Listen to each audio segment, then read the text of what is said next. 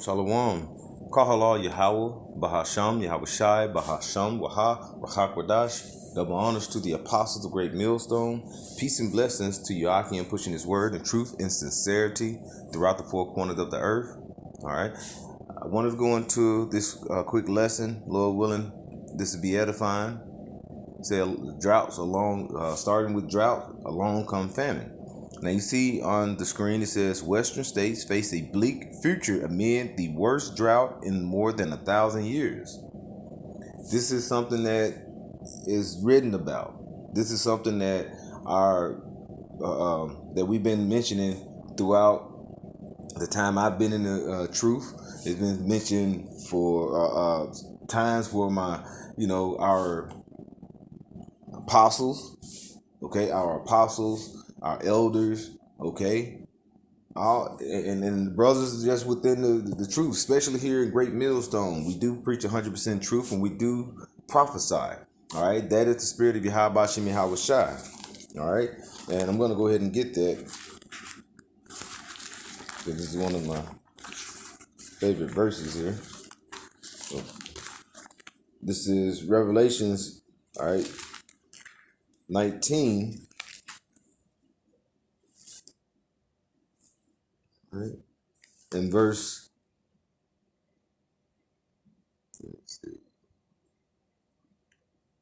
in verse 10, and this is John the Revelator, all right, and he's speaking to the angel, the heavenly angel, and it reads, "And I fell at his feet to worship him." And he's talking about he fell at the feet to worship the angel, and he said unto me, "See thou do it not."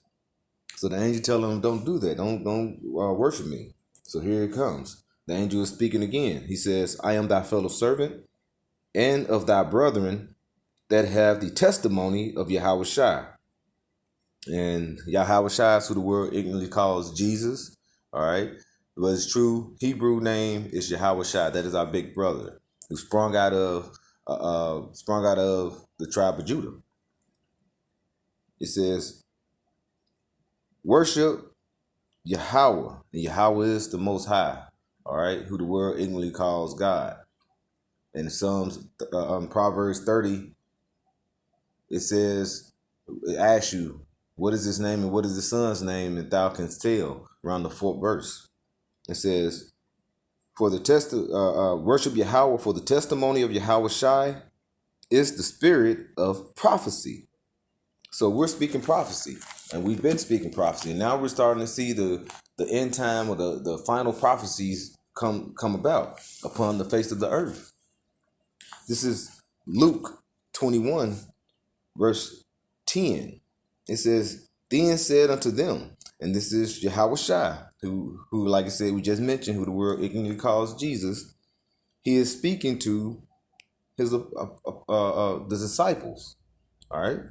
He says, and this is him speaking because it's in red. It says, "Nations shall rise against nations and kingdom against kingdoms." All right, because they asked him in the scriptures. Probably said, "Hey, basically, when will the end time be?" Because they were hoping that it was happening because he was walking upon the earth as a man at that time.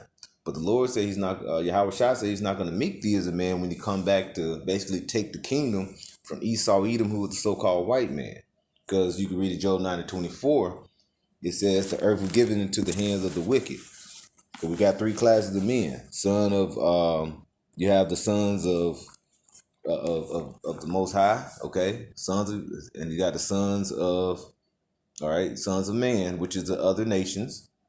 And then you have the sons of the wicked, which is, like you say, derived from what? The twin brother of Jacob, whose name was changed to Israel. And that was Esau, Edom. And that's who your so-called white man derives from. And if you look at the times we're in, it looks like the times are about to end soon. And this kingdom or this world is about to end. You see who runs you can basically point that out of who is the man today. The son of perdition who is being revealed, as it says in 2 Thessalonians 3, is Esau Edom, because he runs the world today. All right. And it says, Then he said to me, nations shall rise against nations and kingdoms against kingdoms. And you're seeing the powers are rising against one another at this time. All right. And when I'm talking about the powers, I'm talking about the kingdoms. All right. The different nations who run the world. And most of those nations are what? Those are Edomite nations. Look at Russia. All right. Look at America. All right. These are now the powers that are starting to come closer. All right. And we're starting to get rid of passing through the proxy wars. We're seeing the trade and currency wars are ramping up. Now we're getting ready to see these. It's like a chessboard. Now you're about to see the main characters, the main empires come into play and battle one another. All right. It says,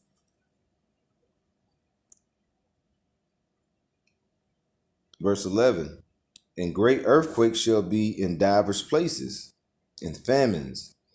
All right, you see you see earthquakes happening. You pull up and Google earthquakes that have occurred just put in the last month or the last few days. You can see in these different oceans and things, earthquakes are constantly occurring. You see Yellowstone Mountain, you have a lot of active events that's happening there, and these volcanoes and different things. All right, and that is basically Yahweh Shem Shah ramping this up to let you know that the end is here, because you're starting to see more chariots, and that's letting you know that the end is near, the end of this world. All right, not the destruction of this world, but the end of a rulership. It's going to be purified by fire. All right, through thermonuclear destruction, and then by way of the chariots. It says, and great earthquakes shall be in divers places, and famines. And that's what we're going to watch this video on, about those famines that's about to occur here in Babylon the Great, aka the United States, aka America. All right. And this is spiritually Sodom and Egypt, as it tells you as well. This is spiritually Sodom and Egypt. All right. And it tells you that, all right? It lets you know that in Revelations. All right. So I'm going to go ahead and keep reading. It says, famines and pestilence and fearful sights and great signs shall be from the heavens. And we see great signs, and that's those chariots. That's those chariots. That is the curse that's coming upon the earth, as it tells you in Zechariah. So I'm going to go ahead and play this video. And like I say, this is the video getting into those famines, all right? Because we already see the pestilence that's going around the earth, starting in 2020 here in Babylon with what?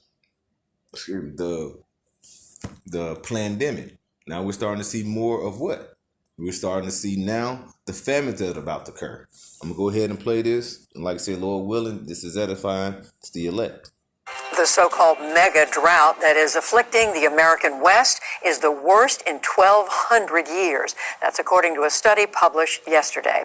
It has dried up water supplies, threatened ranchers, and fueled wildfires. William Brangham explains more. That's right, Judy. Last summer, two of the largest reservoirs in North America, Lake Mead and Lake Powell, reached their lowest ever recorded levels.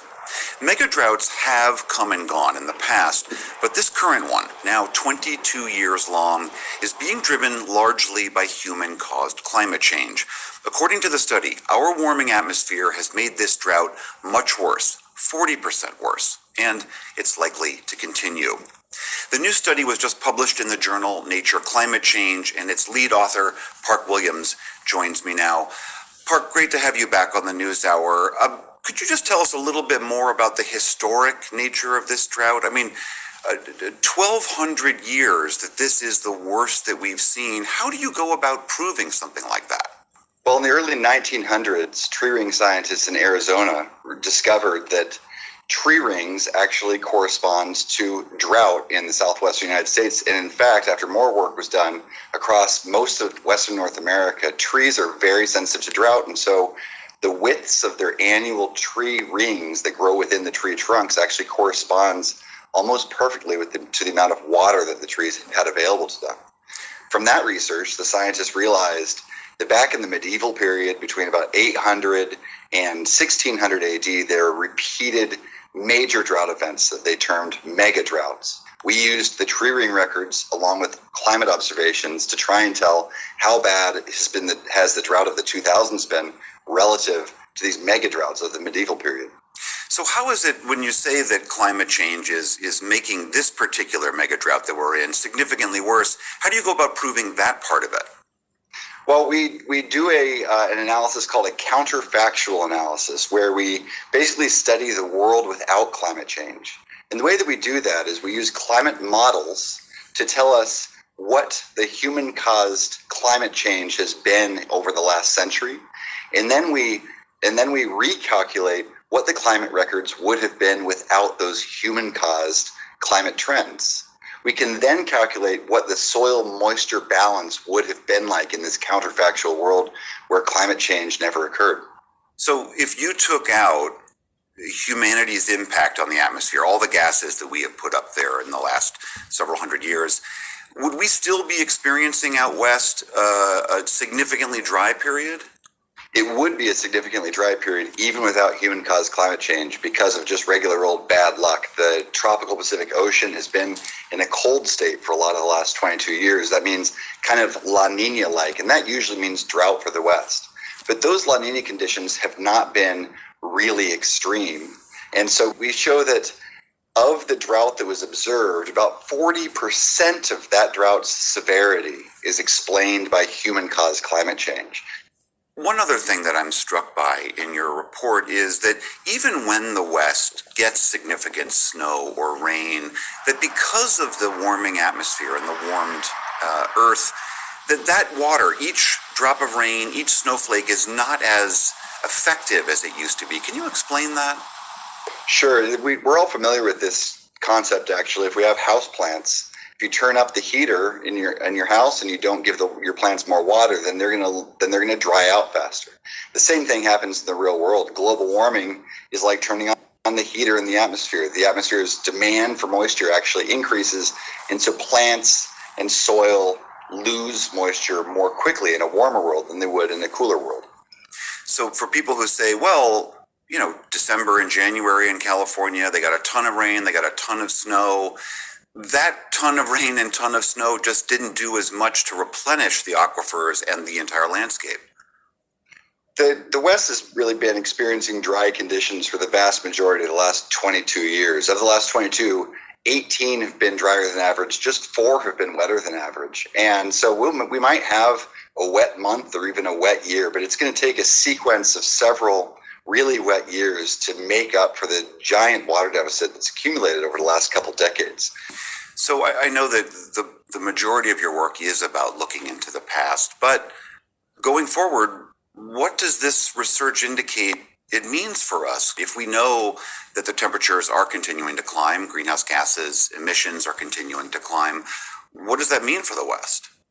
Well, we have 2 really important lessons, one from tree ring records and one from climate modeling. The tree ring records tell us that if the future is anything like the past, then water in the West is going to be like a yo-yo. There will be very dry periods, and there will also be very wet periods. Climate modeling tells us, though, that the average year is getting drier and drier. Now, no year actually matches the average, but the yo-yo going up and down is going to be slowly sliding down an escalator toward drying conditions, and that means that future droughts will be increasingly likely to be worse than ones we've experienced in the past.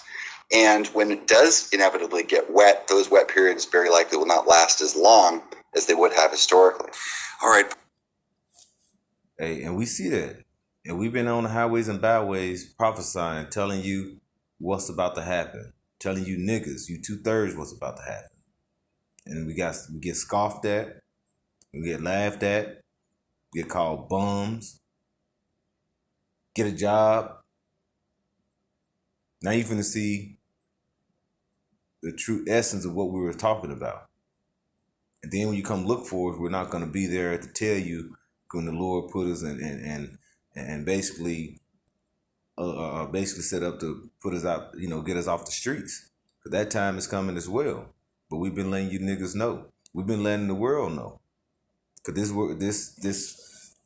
the prophecies, all right, from the prophets, the men of the Lord, especially a great millstone who's preaching 100% truth, been telling you that this is coming.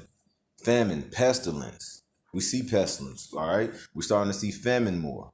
The mirth of this place is about to be going out the door. This is Amos 8 and verse 10. And I would turn your feast into mourning and all your songs into lamentation. So you're going to have these people that's enjoying themselves, and now they're going to be looking for help. They're going to be looking for, hey, what can we do? What can we do? Help me. And you're going to look for Esau Edom, the so-called white man, the government, to help you. And they're going to bring forth something that's going to help you. They're going to bring forth that MOT to the B. Now you see why old B Gates has bought up half of the farmland here in Babylon. It says, and your songs into mourning, lamentations. And I will bring up sackcloth upon all loins. And you put on sackcloth is when you basically are mourning. When you basically, the mirth is gone and you are lamenting. Keep going in middle of verse 10. And baldness upon every head, and I will make it as the morning of an only son, and the end thereof as a bitter day. And this end is finna be bitter. And you have Jake is not listening, and like I say, that's why the Lord says he's gonna come like a thief in the night. You see this drought that has been continually, but our people don't consider, okay, that lack of knowledge they receive. They don't look for wisdom. They look for smooth things, and Esau is going to continue rocking them to sleep until it's time for him to come down on them with great wrath, that it says in Revelation 12 and 12. And it's going to be bitter days. These days that are up and coming, it's not going to get better here. If the West is going through this, you don't think America is going to experience this? You think everybody from the West can move over to the middle and the East, and everything's going to be all right? No. This is going to continue on. All right? Let's keep going here. It says, verse 11, and behold, the days come, saith Yahweh power, that I will send a famine in the land, not a famine of bread, nor thirst for water, but of hearing the words of Yahweh Shem Yahushua. And that's what's going to happen when you're starving, when you're going through this pestilence and famine. You're going to be looking for answers. And we've been giving it to you, all right? We've been giving you those answers. Here at Great Millstone, we've been giving you those answers. We've been letting you know what's coming. We've been letting you know to prepare. And how do you prepare? Everybody, we got to stock up. No, you got to prepare. One thing, preparing for, and we ain't saying that's wrong to have. You got to, have some food and some water or something. But we're letting you know spiritually is what's going to help you get through these things, through faith. All right, and that can't be faith by all. It's faith by Yahweh Shem Yahushua. All right. So with that, hey, Lord willing, this was edifying. I'd like to give all praise to Yahweh, Bahasham, Yahweh Shai, Bahasham, Baha, Rachakadash. Double honors to the apostles of Great Millstone. Peace and blessings to Yahweh pushing his word in truth and sincerity. Shalom.